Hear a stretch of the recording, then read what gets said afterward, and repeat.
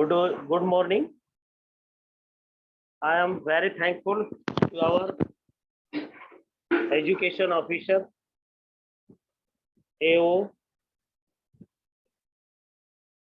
Deputy AO, BOs, especially Pankaj Pimple sir, who have given me the opportunity to take the lecture in 9th class. I am very thankful to Mr. Gupta sir and Dheeraj sir. Today you are helping me. Thank you, sir. Good morning, students. Today we will learn unit 2.4. Please listen. Poem. In this poem, the poet wants to her parents, or you call request to her parents, his parents, that they listen what the student, what the children request to the parents to listen only,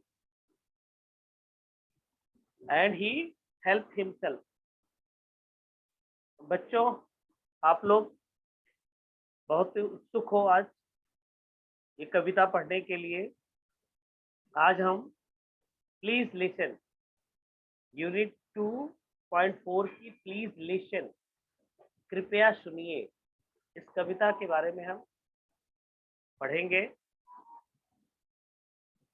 इसमें हालांकि कवि unknown है, कवि ज्ञात नहीं है, poet कौन है ये पता नहीं है, अननोन उसको कहते हैं। उसमें जो कवि है वो अपने पेरेंट्स से, कवि कह सकते हो या वक्ता कह सकते हो, जो भी आप कह ले, ये अपने पेरेंट्स से रिक्वेस्ट कर रहा है कि आप मेरी सुनो, प्लीज लिसन। क्या है, आजकल बच्चे जो है बहुत एक्टिव हैं, बहुत सिंसियर हैं, वो अपना काम अच्छे से कर लेते हैं। आप भी बहुत सिंसियर हो, आप भी अच्छे से अपना काम कर लेते हो, नो डाउट। पेरेंट्स क्या है कि वो डर उनको लगा रहता है कि हमारे बच्चे अच्छे से नहीं कर लेंगे, या इनमें अभी अनुभव नहीं है, या अपना काम बखूबी नहीं निभा पाएंगे, इसके लिए वो सलाह देते रहते हैं। तो वक्ता या पोएट कह रहा है कि आप मेरी सुनो, आप मेरी सुनो, सुनने के बाद आपको लगता है ठीक है तब आप सलाह दो, लेकिन आप सुनते ही नहीं हो मेरी बात और सलाह देना शुरू कर देते हो। तो देखेंगे first stanza, you will learn, when I ask you to listen to me and you start giving me advice and you have not done what I asked. When I asked you to listen to me and you began to tell me why, I shouldn't feel that way. You are trampling on my feelings. In this stanza, the poet or the speaker said a request to their parents. First of all, you listen to me. Anytime when I ask you to listen to me, you start giving me advice. मतलब आप मेरी सुनो तो, जब कभी भी whenever I ask you to listen to me, मैं आपसे कहता हूँ या आपसे रिक्वेस्ट करता हूँ कि मेरी बात सुनो, you start giving me advice, आप सलाह देना शुरू करते, सुन तो लो मेरी बात, मेरी समस्या क्या है, मैं क्या आपको बताना चाहता हूँ, आप सुनते नहीं हो। You have done what I asked, आप वो करने भी लगते हो जो मैं आपको पूछता हूँ, यानी आप सलाह देना शुरू कर देते हो। आप मेरी पहले सुनो तो। When I ask you listen to me and you begin to tell me why, आप रीजन पूछने लगते हो, व्हाई। जब मैं आपको कहता हूँ कि आप मेरी सुनो, तो आप उल्टा कहते हो क्यों, क्यों आपकी सुने। I shouldn't feel that way, इस तरह से मैं सोचता नहीं हूँ। I shouldn't feel that way, मेरी सुन तो लो।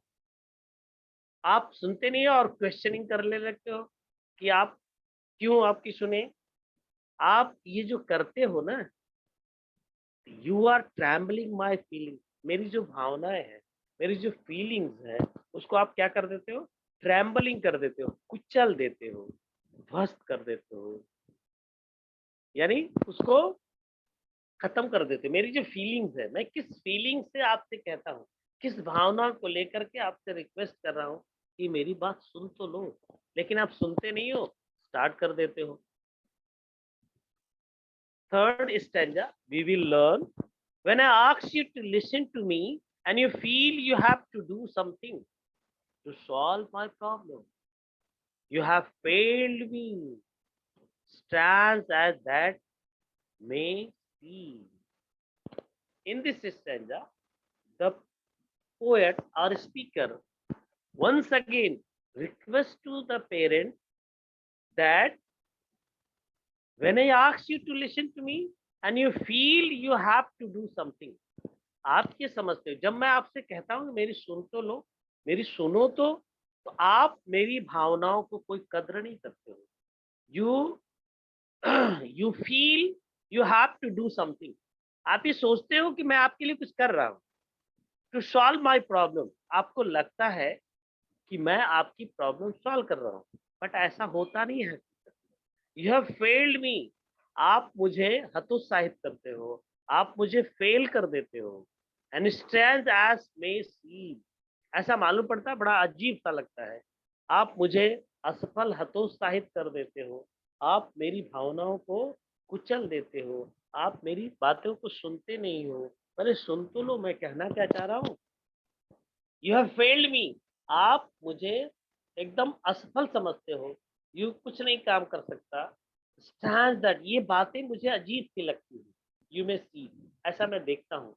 लिसन, फिर से रिक्वेस्ट कर रहा है, वंस अगेन द स्पीकर और poet request to the parents, all I ask is that you listen. कुल मिला के मेरे कहने का मतलब, आप मेरी सुनो। डोंट टॉक और do, just hear me. Don't talk और डू, मेरे लिए कुछ मत करिए, मुझे बात ज्यादा मत बताइए या कहिए मत, या कुछ मेरे लिए मत कहिए। जस्ट लिसन टू मी, अरे सुन तो लो मेरी बात, सिर्फ सुन तो लो। Advice me chief. In this stanza the poet says that advice is advice is very cheap. Advice is cheap, 20 cents will get you both, dear Abe and Billy Graham, in the same newspaper. कह रहा है, आप इस व्यंग करते हो, वक्ता या पोएट व्यंग करते करते आप मुझे सलाह देना शुरू कर देते हो। समझते हो आप सलाह क्या है? सलाह 20 सेंट्स, ये फ्रांस की मुद्रा है। 20 सेंट्स मतलब 20 पैसे में मिल, you can get both dear Abe और बिली ग्राहम। ये लोग 20-20 पैसे में सलाह देते हैं। जो भी आपको सलाह चाहिए उनके न्यूज़पेपर में आ जाता है, इन द सेम न्यूज़पेपर, उनके न्यूज़पेपर में आ जाता है और वो देने लगते हैं। And I can do for my self, I am not helpless, may be disgraced or faltering, but not helpless. आप क्या मुझे समझ रहे हो? And I can do for my self, मैं अपना काम स्वयं कर सकता हूँ। I can do for my self, मैं अपना काम, माई सेल्फ ने स्वयं, मैं अपना काम स्वयं कर सकता हूँ। आई एम नॉट हेल्पलेस, मैं असहाय नहीं हूँ, मेरे में कोई कमी नहीं है। आई एम नॉट लूजर, मैं अपनी नॉट लूज या लूज द स्ट्रेंथ, मैं अपनी ताकत को खो दिया ना। हाँ, मैं, मेरे में कमी नहीं है। I am able to do what I have to do, मतलब मैं वो करने में सक्षम हूँ जो मुझे करना है, मुझे मालूम है क्या करना है। मे बी डिसग्रेस, आप मुझे डिसग्रेस कर देते हो, हतोत्साहित कर देते हो, आप मुझे निराश कर देते हो। डिसग्रास, सॉरी, डिस्काउंट, मुझे आप, मे बी डिस्कॉज एंड फैल्टरिंग, आप मुझे क्या करते हो, हतोत्साहित कर देते हो और मेरे में फॉल्टर मैंने कमी, फॉल्टरिंग कर दे, मतलब मेरे में कमी निकाल देते हो। और क्या कह रहा है, बट नॉट हेल्पलेस, लेकिन मैं असहाय नहीं हूँ, मैं इतना भी असहाय नहीं हूँ, मैं अपना काम खुद कर सकता हूँ। When you do something for me that I can. फिर से once again, the poet said to the parent, the speaker said to their parent that when you do something for me that I can, मतलब आप मेरे लिए जो करते हो, जो मैं कर सकता हूँ, and need to do for myself, और मुझे मेरी जो मैं करने में सक्षम हूँ, अपने आप में मैं कर सकता हूँ। You contribute to my fear and inadequacy. आप ये काम करके ऐसा सोचते हो कि मेरा बच्चा वो काम नहीं कर सकता है, मैं उसकी मदद कर रहा हूँ, आप ऐसा नहीं करते हो। आप मेरे जो कमियां हैं, जो मेरे डिस इन एडिक्वेंसी है, जो मेरी कमियां हैं, उसको उजागर करते हैं। आपको लगता है कि जो contribution, you contribute to my fear, आप मेरी जो डर है और मेरे कमियां हैं उसको उजागर कर देते हो, उसमें योगदान देते हो, कंट्रीब्यूट करते हो। आप मेरी मदद नहीं करते हो, आप मेरे डर को, मेरी कमियां से बढ़ोतरी करते हो, कंट्रीब्यूट करते हो। इसलिए आप, मैं जो कर रहा हूँ वो अच्छा कर रहा हूँ, मैं कर सकता हूँ। In this next page, but when you accept as simple fact, एक साधारण सी बात, but when you accept as a simple fact that I feel what I feel, no matter how irrational, then I can stop trying to convince you and get about this business of understanding what's behind this very irrational feeling. कह रहा है, in this stanza you will find out real fact। वक्ता क्या करता है कि but when, कह रहा है कि जब आप ये स्वीकार कर लेंगे, सिंपल सी बात, when you accept as a simple fact, एक साधारण सी बात जब आप एक्सेप्ट कर लो, स्वीकार कर लोगे, दैट आई फील व्हाट आई, जो मैं महसूस करता हूँ, मेरी भावनाओं को जो महसूस करता हूँ, आप महसूस करना शुरू कर देंगे, या आपको मालूम पड़ जाएगा कोई बात नहीं, नो मैटर हाउ इरेशनल, कोई बात नहीं, कितना इरेशनल है, कितना तर्कहीन है, कितना अविवेकपूर्ण है, कोई बात नहीं है। Then I can stop trying to convince you, मेरा जो कन्विंस करने का, जो आपको सलाह देने का है, कन्विंस करने का, आपको मना लेने का जो मेरी कोशिश है वो बंद हो जाएगी।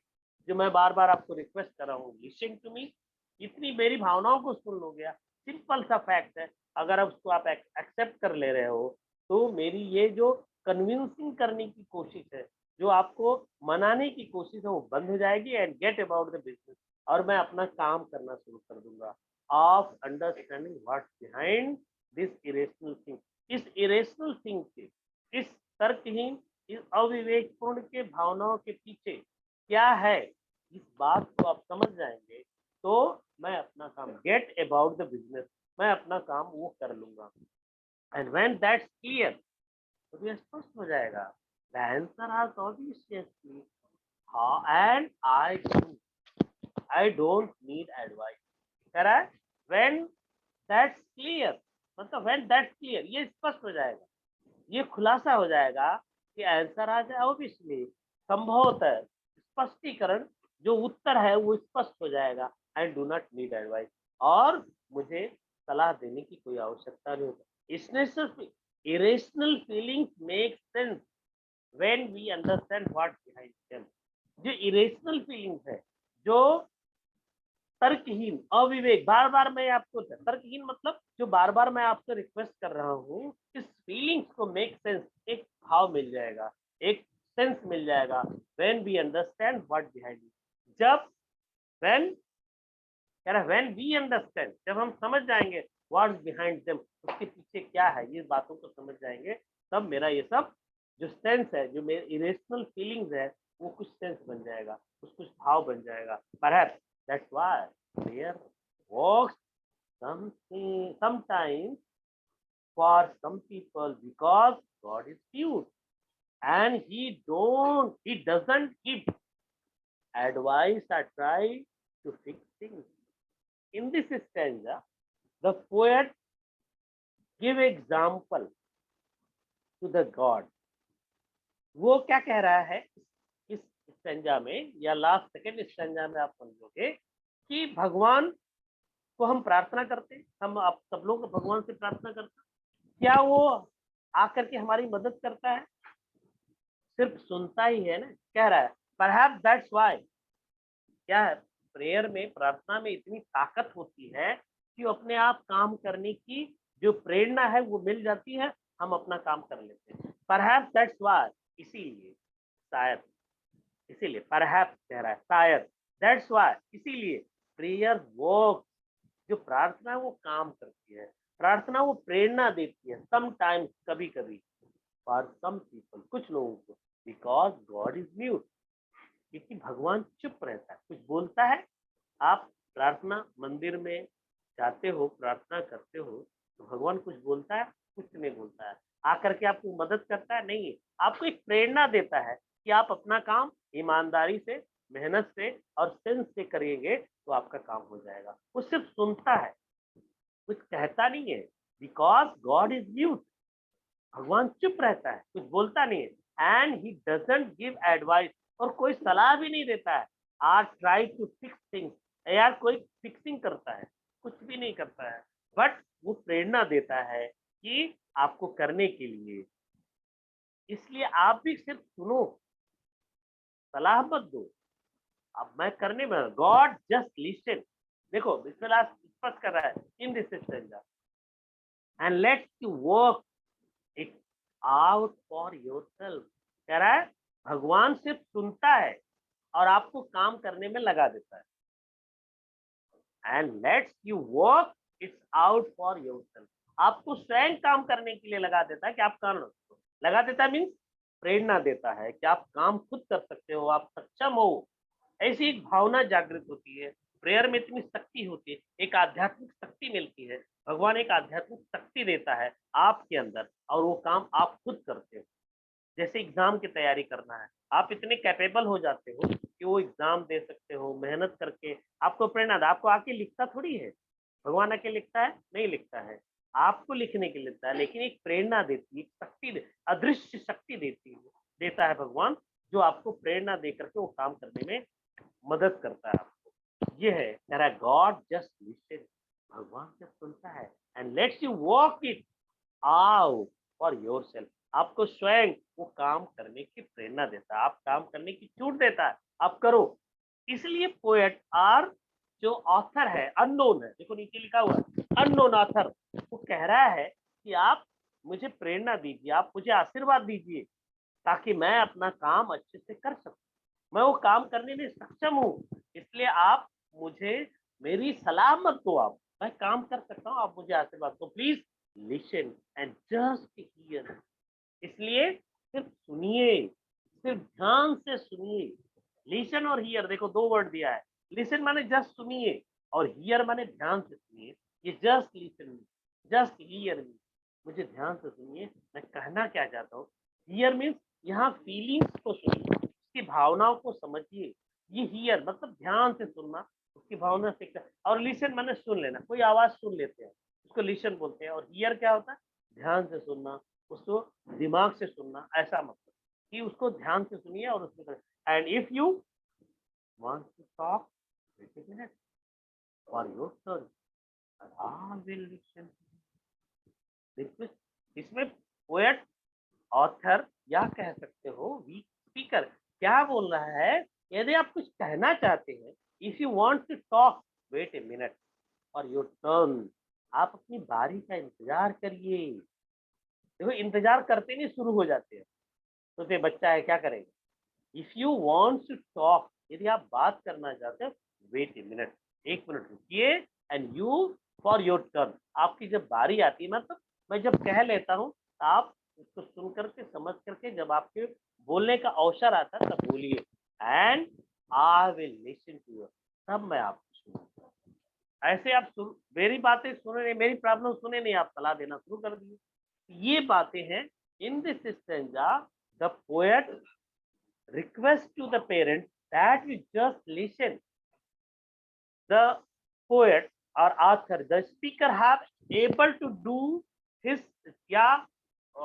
solve his problem to himself, but he requests to the parent that you listen, only listen to him.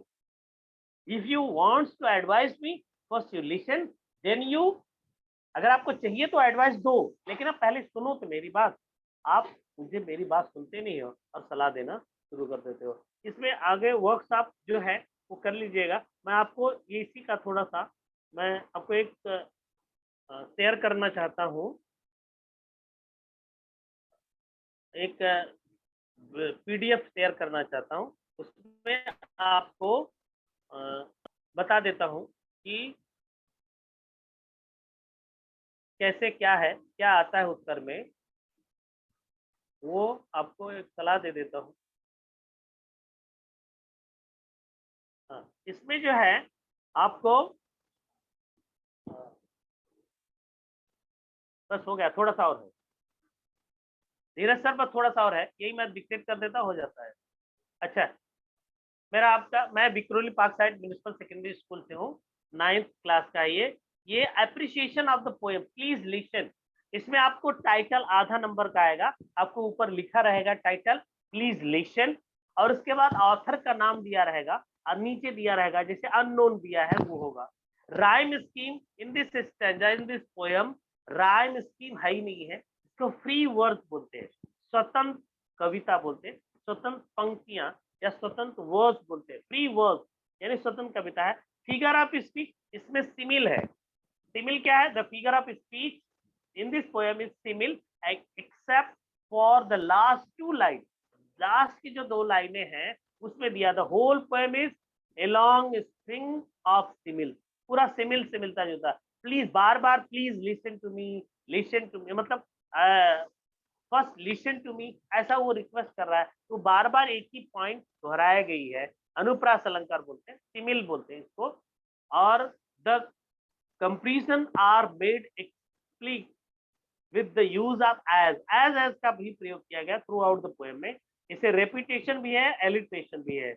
और central idea, the central idea of the poem is need for an advocate in this heard patiently. इसमें कह रहा है कि आप जो उसकी बातें हैं, स्पीकर की बातें या कवि की बातें हैं, उसको सुन, ध्यान से सुनने के, पेशेंटली हर्ड, उसके पेशेंटली, उसकी जो समस्या है, एडवोकेट है, उसकी जो भी दिक्कत है वो आप उसको ध्यान से सुनिए, उसकी जो कमियां है उसको ध्यान से सुनिए। And the poem also reflect our habit, हमारी जो आदत है उसको बताता है। गिव एडवाइस, तब सलाह दो आप। Offering help without hearing of problem and teenage feeling, जो किशोरावस्था, किशोरा की जो फीलिंग्स है, प्रॉब्लम है, उसको सॉल्व करने के बजाय आप उसकी बातें को सुनो और जरूरत पड़े तब उसकी सलाह दो। फाइंड अपोजिट वर्ड, ये आपके अपोजिट में लेंगे। आपके एक्सरसाइज वर्कशॉप में लिखा है चीप का कास्टली होता है, चीप माने सस्ता और कास्टली माने महंगा। एडुकेट का एडवोकेट होता है, इन एडुकेट एडवोकेट, इन एडुकेट मतलब होता है कमियां, और उसमें क्या होता है बढ़ोतरी होगा। सिमिल, सिमिल का मतलब होता है मिलता जुलता। हार्ड, सिंपल, सॉरी सिंपल है उसका हार्ड होगा।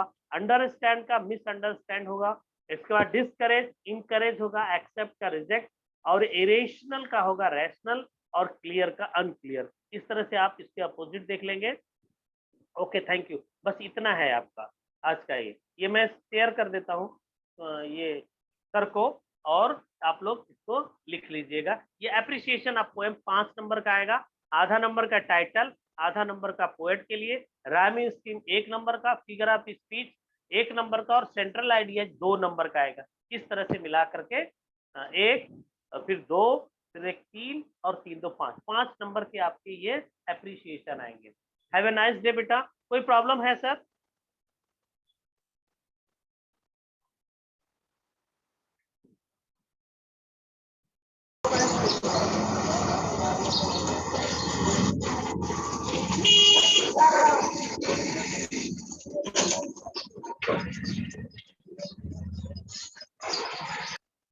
हाँ बेटा पूछो। सर हाँ बेटा बोलो। सर अंडरस्टैंड का मतलब क्या होता है? समझना, अंडरस्टैंड माने समझना। समझना। अंडरस्टैंड, हाँ समझना। अंडरस्टैंड उसका ये वर्ब है। अंडरस्टैंड माने समझना। अंडरस्टूड का सेकंड फॉर्म है, अंडरस्टूड थर्ड फॉर्म। ऐसा इस तरह से फॉर्म भी याद करना होगा। ये वर्ब है, अंडरस्टैंड माने समझना। Okay sir. नेक्स्ट, नेक्स्ट बेटा।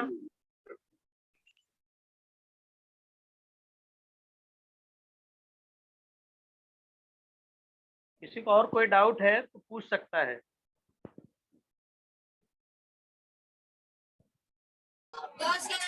हेलो।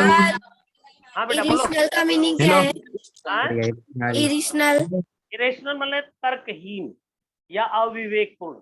जिसकी कोई जो तर्क है उसके विहीन होता है, तर्कहीन या अविवेकपूर्ण। हेलो। हाँ बोलो बेटा। हेलो हाँ सर, ट्रैम्पलिंग का मतलब क्या? ट्रेम्बलिंग माने कुचल देना, किसी की भावनाओं को सर ध्वस्त कर देना। वो ट्रेम्बलिंग का मतलब ये है, कुचलना या रौंद देना, ऐसा मतलब होता है। और सर स्ट्रेंज का मतलब? स्ट्रेंज माने अजीब, विचित्र, अद्भुत। और सर डिस्करेज का मतलब? डिस्करेज माने डिस्करेज। हतोत्साहित। हतोत्साहित, करेज माने साहस होता है, हिम्मत होता है। डिस्करेज माने हतोत्साहित, किसी की हिम्मत को ध्वस्त कर देना, हतोत्साहित कर देना। सर ये लास्ट वाली लाइन समझाओ। क्या क्या बेटा, कौन सी लाइन?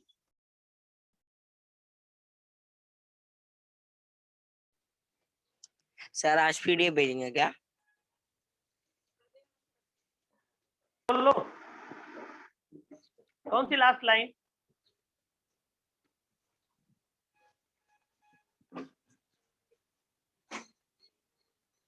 हेलो, कौन सी लास्ट लाइन बेटा? गॉड से, कहां से बेटा बोलो? कह रहा है कि God just listen and let you work.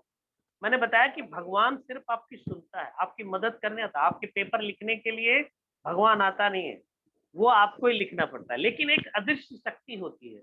भगवान एक हमें ऐसी प्रेरणा देता है, एक अदृश्य शक्ति देता है कि हमें काम पे लगा देता है, हमें काम करने की प्रेरणा देता है, हम अपना काम स्वयं करते हैं। कह रहा है कि God just listen and let you walk. God आपको सिर्फ सुनता है, वो बोलता नहीं है, आपको आके लिखता नहीं है, मदद नहीं करता आपको किसी भी काम में।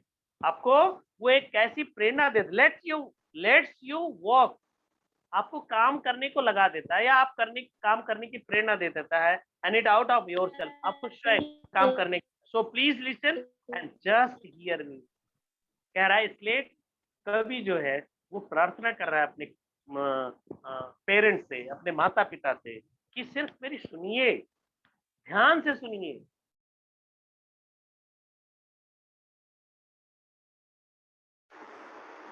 इसको ऐसा कह रहा है, कभी कह रहा है कि if you want to talk, यदि आप मुझसे बातें करना चाहते हो तो wait a minute for your turn. आप मेरी अपनी बारी आने पर इंतजार करिए। वेट ए मिनट, आप थोड़ा इंतजार करिए, कुछ क्षण वेट करिए। और फॉर योर टर्न, आपकी बारी आने पर, and I will listen to you, तब मैं आपकी बातें सुनूंगा। आप मेरी बातें कहने नहीं दे रहे हो, उसके पहले सलाह देना शुरू कर देते हो। तो मेरी बात पहले सुनो, मेरी समस्या को पहले सुनो। क्या मैं वो काम करने के लिए सक्षम हूँ क्या, ये बात मेरी सुनो। इसके बाद आप जो भी सलाह देना है, आपका जब बारी आती है, आपका जब टर्न आता है, तो आप अपना सलाह दो, मैं सुनने के लिए तैयार हूँ, तब मैं सुनूंगा। उसके पहले मैं सुनने वाला नहीं हूँ, क्योंकि मुझे मालूम है, मुझे आत्मविश्वास है कि मैं अपना काम स्वयं कर सकता हूँ, मैं अपनी समस्या खुद सॉल्व कर सकता हूँ। लेकिन आप मेरी समस्या सॉल्व नहीं करते हो, मुझे हतोत्साहित करते हो, मुझे निराश करते हो, मेरी कमियां उजागर करते हो। इसलिए आपसे रिक्वेस्ट है, हाथ जोड़ के रिक्वेस्ट है कि प्लीज लिसन टू मी, मेरी बात सुनो। इसके बाद कोई सलाह लगती है तो आप सलाह दो, तब मैं आपको। थैंक यू बेटा, गुड गुड क्वेश्चन। आगे, हाँ बेटा बोलो। सर अभी पीडीएफ भेजेंगे तो लिख के भेजना पड़ेगा क्या आपको? नहीं नहीं नहीं, हमें नहीं भेजना, अपने पास रखो। 5 नंबर का आता है वो अप्रिसिएशन बेटा।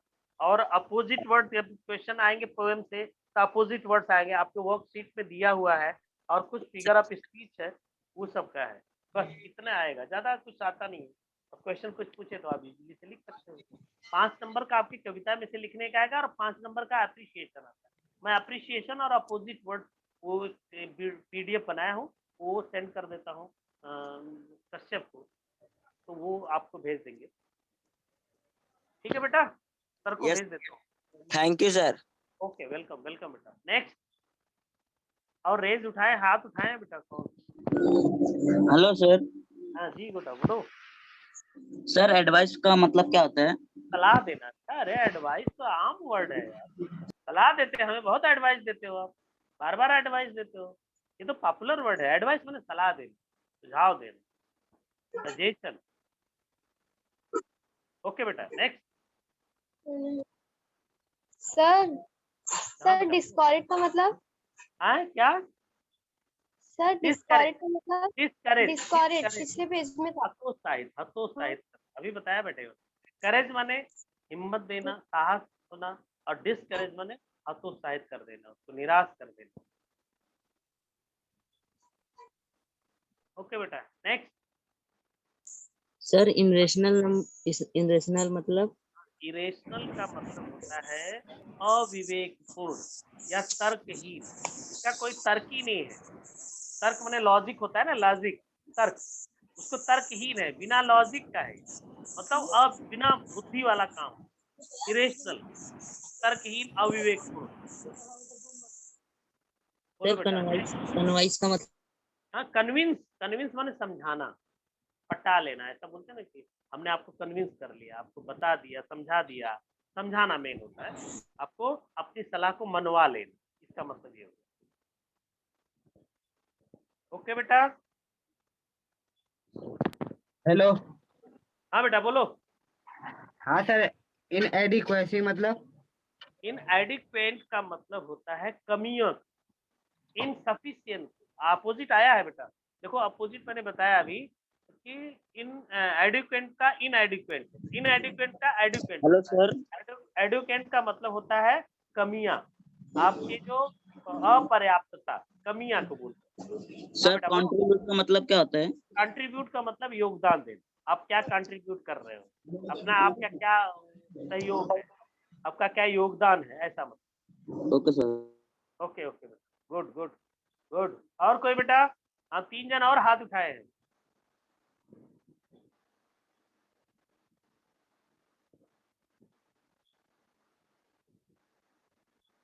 बोलो बेटा। रंजीत, रंजीत राव, सनी, बोलिए जल्दी से, नहीं समय समाप्त हो जाएगा। धीरज सर, बोलो बेटा बोलो। हाँ बोलो। सर बेटा बोलो। आपको बुझाने के लिए 500 से अधिक फायर फाइटर्स को लगाया गया है। बोलो बेटा बोलो, आवाज नहीं आ रही है। मोनी,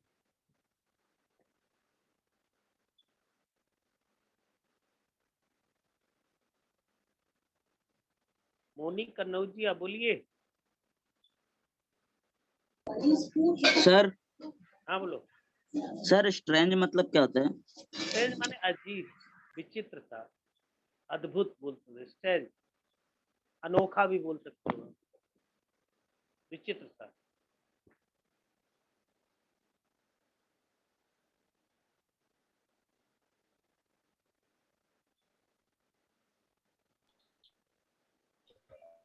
बोलो बोलो और बेटा, हो गया? कई बच्चों, आप लोग जो भी बताया इसको आप एक बार रिवीजन कर लेंगे, जिसमें डिफिकल्ट वर्ड्स हैं, आपको अगर समझ में आता है तो ठीक है, बताया मैंने, नहीं तो आप डिक्शनरी में से देख करके इसको लिख सकते हो। और मैं अभी धीरज सर को एक छोटा सा पीडीएफ भेज रहा हूँ जो एप्रिसिएशन का है और अपोजिट वर्ड्स का है, तो आप उसको चाहिए तो लिख लीजिए, वो 5 नंबर का आ सकता है एग्जाम में। बस, thank you for listen me and do your self. Thank you, have a nice day. Thank you.